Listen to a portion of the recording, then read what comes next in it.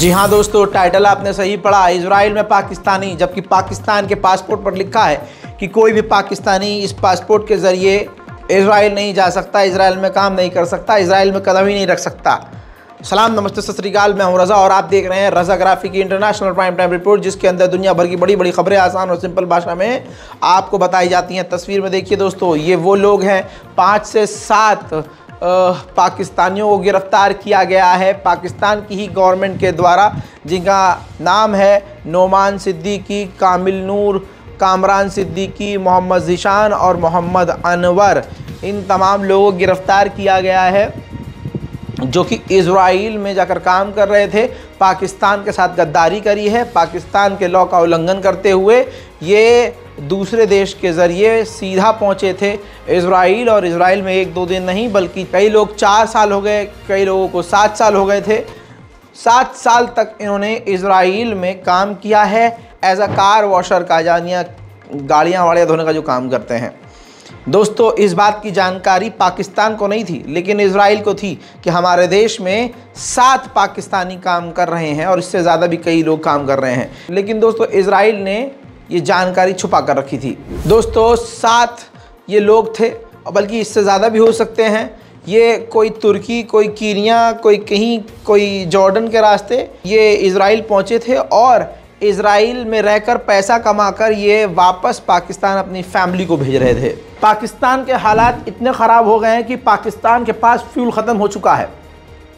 इसी वजह से पाकिस्तान की आर्मी ने अपने तमाम सेक्शन से कह दिया है, जितने भी उनकी टीम है, यानी पाकिस्तान की गवर्नमेंट ने तमाम अपनी आर्मी और मिलिट्री से कह दिया है, जो ड्रिल करने जा रहे थे इस ड्रिल को रद्द कर दें। यानी जंग की जो ड्रिल करते हैं पाकिस्तान की आर्मी, जल सेना, वायु सेना, थल सेना, अब वो किसी भी तरह की ड्रिल नहीं कर रहे हैं। इतना बुरा हाल है पाकिस्तान का। इसके अलावा दोस्तों, बिलावल भुट्टो पाकिस्तान के विदेश मंत्री अभी जापान में हैं। जापान में पत्रकारों ने जब उनसे पूछा कि चीन आपको लोन देकर ट्रैप में फंसा रहा है, तो इस पर बिलावल भुट्टो ने कहा कि नहीं, ऐसा नहीं है, चाइना हमें सॉफ्ट लोन दे रहा है, यानी कोई सख्त जो है कानून के बिना, किसी शर्त के बिना हमको लोन दे रहा है और हमारी मदद कर रहा है। उधर पाकिस्तान के खैबर पख्तूनख्वा के इलाके में एक सुसाइड अटैक हुआ।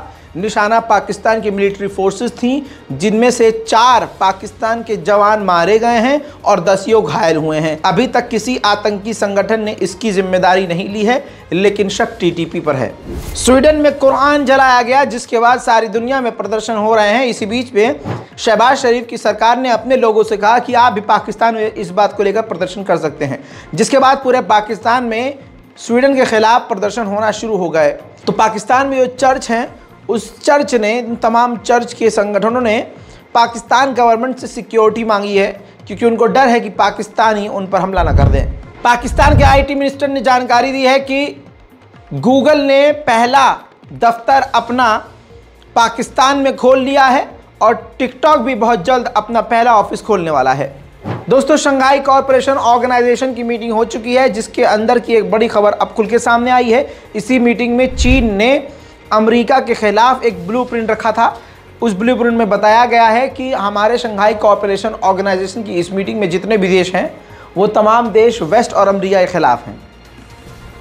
सिर्फ भारत ऐसा है जो न्यूट्रल है, जो अमेरिका के खिलाफ नहीं है। बाकी आखिर में जो ऐड हुआ है ईरान, वो भी पूरी तरह से अमेरिका के खिलाफ है।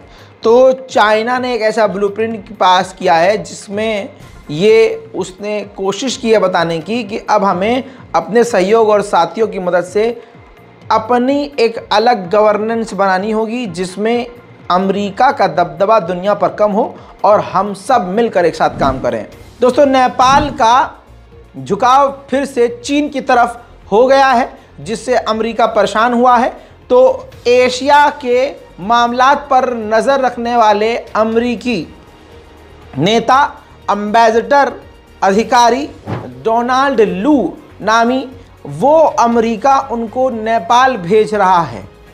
देखना यह है कि नेपाल अमेरिका की बातों में आता है कि नहीं, हालांकि ऐसा मुश्किल लग रहा है। ताइवान को भारत मान्यता नहीं देता है, इसके बावजूद पहले से ही दिल्ली में और चेन्नई में ताइवान के दफ्तर मौजूद हैं। अब ताइवान ने फिर से ऐलान किया है कि वो मुंबई में, भारत की मुंबई में एक और दफ्तर खोलने वाला है, कार्यालय खोलने वाला है। इस पर चाइना का भड़कना तय है और आज ही कल में चीन का बड़ा बयान भारत के खिलाफ आने वाला है। उधर दोस्तों चीन ने अमेरिका पर नाराज़गी जताते हुए कहा है कि $440 मिलियन के जो हथियार आपने हमारी सेफ्टी और सिक्योरिटी को नज़रअंदाज करते हुए ताइवान को दिए हैं, ये आपने बहुत गलत किया है। इससे आपने हमारे इंटरनल मैटर में टांग अड़ाते हुए हालात को और बिगाड़े हैं, जिसकी हम जवाबी कार्रवाई करेंगे। चाइना ने फॉरेन अफेयर का एक लॉ बनाया है जिसके अंदर ये साफ लिखा हुआ है कि अगर भारत के साथ रिश्ते ख़राब होंगे तो चीन रुकेगा नहीं और नॉर्मल नहीं होगा, बल्कि वो भारत को और भी बड़े तरह से इकोनॉमी लेवल पर, बॉर्डर के लेवल पर, सैन्य लेवल पर, हथियारों के लेवल पर निशाना बनाएगा। पोलैंड के एक मंत्री ने इस्लामोफोबिक बयान दिया है। दोस्तों फ्रांस में हिंसक प्रदर्शन हुए, उस प्रदर्शन की वजह खुद फ्रांस की पुलिस है। इसके बाद दोस्तों पूरी दुनिया में हिंदुत्व के संगठन और मुस्लिम विरोधी ताकतें एक होकर मुसलमान को निशाना बनाने लगी, इस्लाम को निशाना बनाने लगी। ऐसे में एक पोलैंड के नेता हैं, टीवी चैनल पर सामने आए। उस व्यक्ति ने कहा कि पिछले 20 सालों में हमारे पोलैंड में एक भी आतंकी घटना नहीं हुई, कोई हमला नहीं हुआ, हमारे यहाँ किसी तरह का दंगा फसाद नहीं होता। क्यों? क्योंकि हमने किसी भी मुस्लिम लोगों को, किसी भी मुस्लिम संगठन को और किसी भी मुस्लिम समुदाय को हमने अपने देश में एज अ रेफ्यूजी पनाह ही नहीं दी, बल्कि हमने धमकी दी है कि कोई भी मुसलमान हमारे इलाके में, पोलैंड में किसी भी तरह से ना आए। साथ में उस घटिया मानसिकता वाले बेहुदा इंसान ने ये भी कहा कि 2 मिलियन यूक्रेनियन हमारे देश में हैं, लेकिन वो शांति और अमन से हैं। लेकिन ग्राउंड रिपोर्ट आपको बता दूं कि चीन की तरह अपनी मीडिया पर पोलैंड नज़र रखता है, तो जो कुछ पोलैंड के अंदर होता है वो अपने हिसाब से ही उसको प्रसारित करता है और दुनिया के सामने कोट पैंट पहन के इस्लामोफोबिक बात कर रहे हैं। How many refugees has Poland taken? 0. And you're proud of that?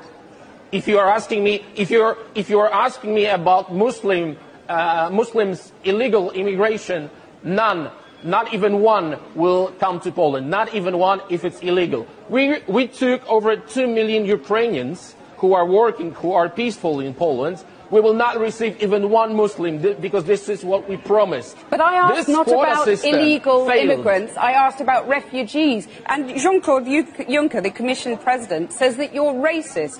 You sound proud of the fact that you haven't taken any refugees.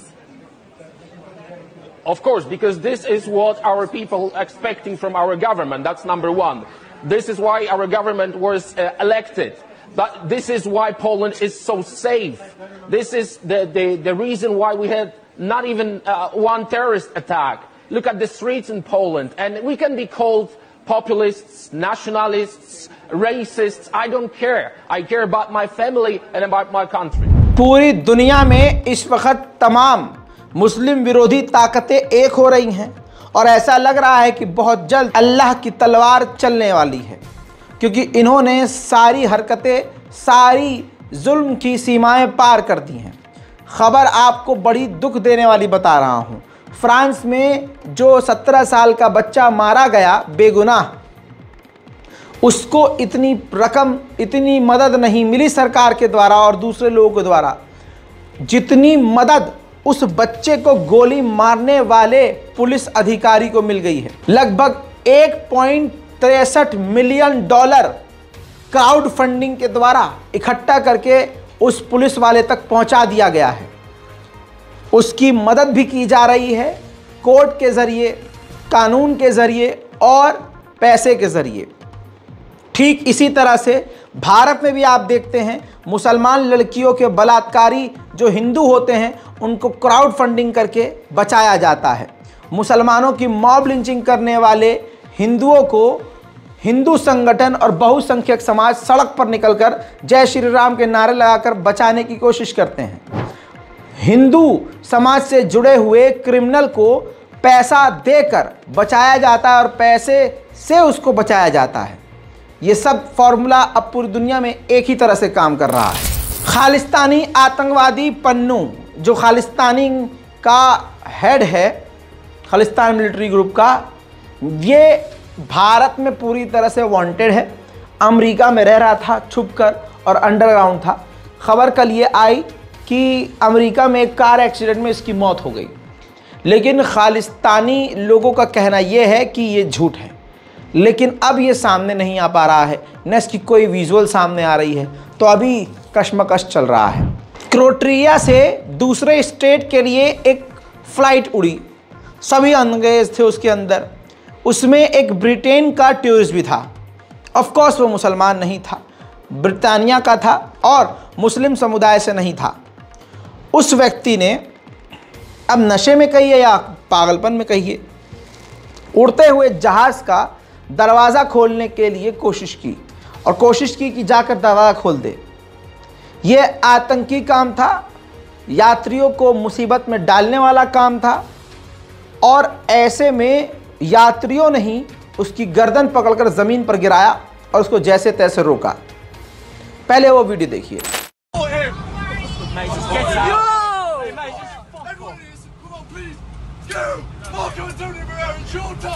Look at everyone filming, man. What's wrong? Whoa.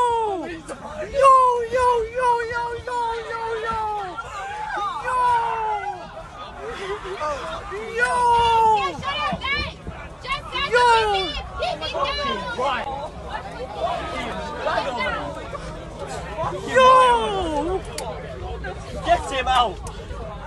What the fuck is happening right now? देखा दोस्तों, अब सोचिए इस मुद्दे पर तमाम हिंदुत्व के group मुंह में गधे का गू फंसाकर खामोश रहेंगे। पूरी दुनिया में इस्लामोफोबिक बातें करने वाले, उग्रवादी, आतंकवादी, नफरत पे जीने वाले सूअर के बच्चे खामोश रहेंगे, क्योंकि यहाँ मुस्लिम नाम नहीं है। हाँ, अगर ये मुसलमान होता तो ये दुनिया की सबसे बड़ी खबर होती। याद होगा, नॉर्थ कोरिया ने अभी कुछ दिन पहले सैटेलाइट रॉकेट लॉन्च किया था, जिसका अंश जाकर साउथ कोरिया में गिरा था। साउथ कोरिया ने जांच करने के बाद बताया है कि ये टेंशन वाली बात नहीं है, ये जो रॉकेट था ये मिलिट्री के लिए नहीं था, ये वैज्ञानिकों के लिए था, हथियार जैसा इसमें कुछ नहीं था। इंटरनेशनल प्राइम टाइम में आज और अभी के लिए इतना ही। चैनल को सब्सक्राइब कर लीजिएगा ताकि दुनिया की बड़ी बड़ी खबरें आसान और सिंपल भाषा में इसी तरह से आपको मिलती रहे। जय हिंद।